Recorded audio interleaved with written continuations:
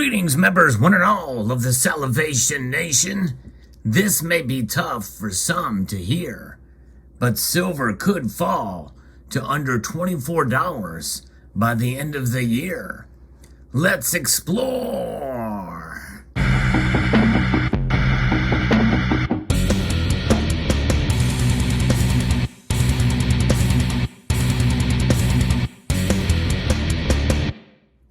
Yes, now that is not my prediction.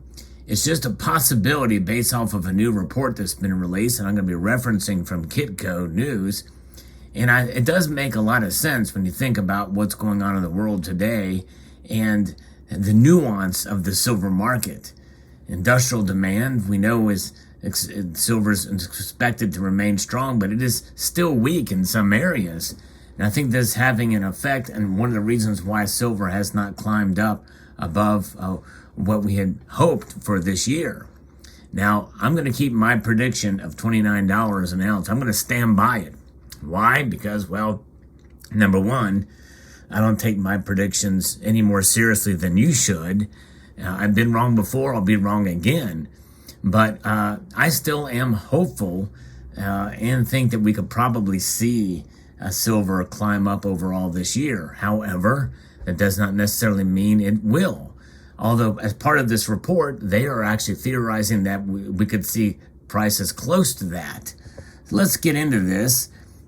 Silver investors should expect to see a more nuanced market in 2022.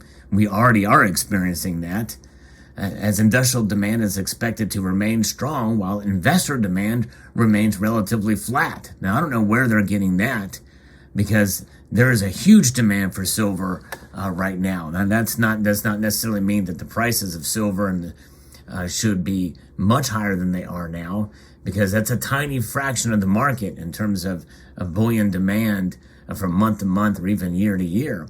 But there's a lot of demand, and maybe it's flat, as in it's not going to increase from where it is now, but it's still very strong.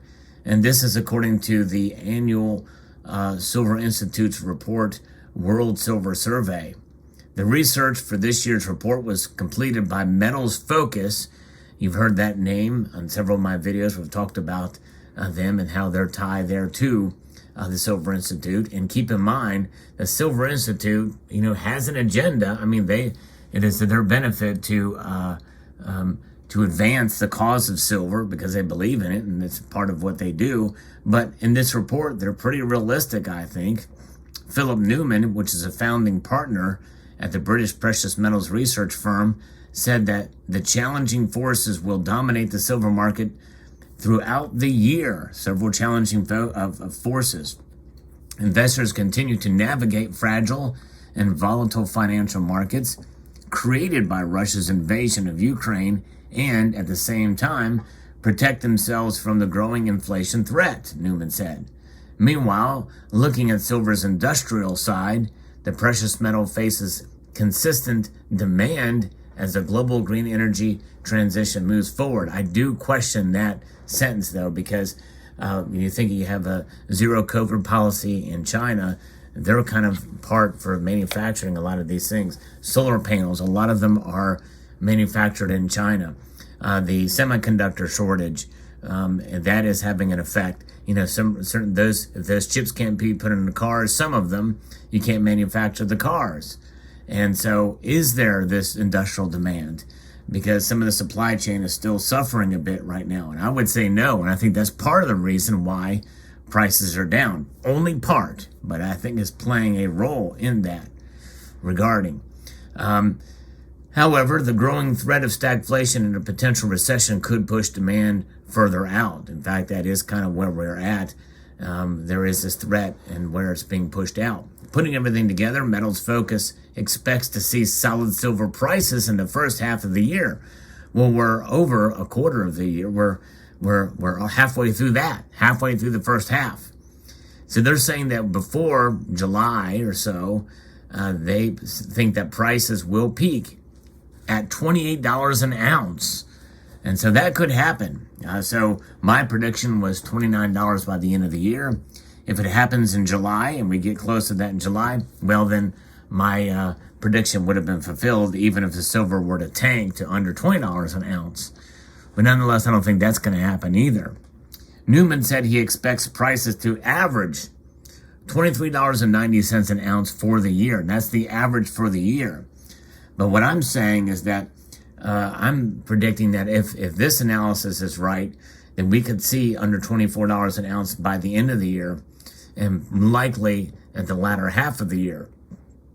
Anyways, this $23.90 an ounce for the year is what Newman is predicting. That would be down 5% from last year in 2021. We expect silver's fireworks to be concentrated in the first half of the year. In the later part of the year, there's potential for lower inflation readings and more consistent rate hikes from the Fed. Some investors will take this as an opportunity to liquidate some of their silver. This two-way institutional activity, we think, will weigh on prices, but not drastically. Now think about this. He's very well could be right. In other words, we could see the inflation numbers drop to maybe 6% by the end of the year. But you think about it, what was inflation at in November and December of last year? It was starting to ramp up, right? We were starting to see it there. So an increase from year over year, there's not much room to go, and a 6% increase is still big considering that that's when it started. So when you see it to piggyback on each other, even a 3% increase year over year from the prior year is a pretty big deal in my view. Because think about it, folks. If you have an item that, let's say, costs $1 and it now costs $1.10 because of inflation, and that's by the most conservative standards, by the way, we're pretty much, I think that's a pretty safe bet. It's a 10% increase, and it goes up 3% from that. That's a $1.13, almost $1.14, right? For that item. It's not going backwards. It's just not getting much more at the rate. That is a rate. That's an inflation rate from the last year. And so there it is. In fact, if you want to take into account the whole period of time between the Federal Reserve Act in December of 1913 to now, the dollar inflation could be at 100 and some odd, 98%. In other words, the dollar has lost 98% of its value, and I'm just spitballing on those numbers, but it's pretty close. In fact, it may be even undervalued. It may be close to 99% now. Who knows?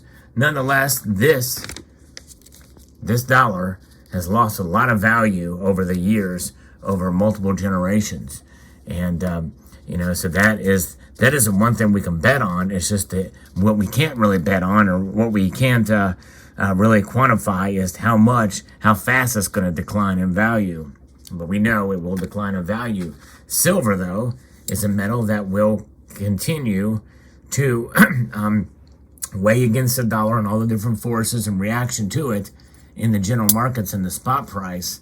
And that is the measure, that is the foundation for pricing silver, for buying and selling the physical, and obviously as well as the electronic or paper, the derivative markets. And nonetheless, we are seeing the potential and possibility of maybe seeing silver could fall by the end of the year. But when you take into account, what you're paying for silver at the point of sale, you're still going to be paying very high premiums. In fact, you may not be paying much less than you are now if silver falls to under $24 by the end of the year. Pretty interesting. So they think that there'll be some fireworks concentrated to the first half of the year. In the latter part of the year, there's potential for lower inflation readings, as I mentioned, and more consistent rate hikes from the Fed, which is going to put pressure on gold and silver, at least for a time. Some investors will take this as an opportunity to liquidate some of their silver. This two-way institutional activity, we think, will weigh on prices, but not drastically. I think that's a pretty fair analysis here. We need to be prepared for it, folks, as silver stackers. And by the way, yes, I am still buying silver. I bought some, not nearly as much, but I'll do a video showcasing some of that. But yes, that is the thing that you have to take into account and measure here. While investment demand for silver faces some challenges, Newman said that the precious metals industrial demand will remain solid through 2022. Metals Focus sees a 5% rise in global silver demand due to further structural advancements in industrial fabrication, which is expected to achieve another record high in 2022. I think a lot of that depends on the supply chains and getting things back to normal again. It's going to take a while, folks. In 2021, silver demand pushed back above the $1 billion ounces. Newman said this could be a new trend for the silver market as nations look to produce more green energy through solar power. Newman added that slower growth could impact some industrial demand. However, he said that the green transition is a trend that is not going away. I do agree with that, really, no matter what. The fact that now a lot of these central planners are more progressive statist, they are going to be pushing for it, and that's going to increase demand for the metal, even if it's artificially, and going to be very expensive. Finally, along with solid demand, Newman said that the silver market is on the cusp of a new trend where it could see years of supply deficits, especially if this continues, and I think it will. Now, again, demand does not necessarily equate to price movements in the silver markets. Again, like I said, there's a lot of derivatives, and you have to take that into account, as well as the bond yields, inflation.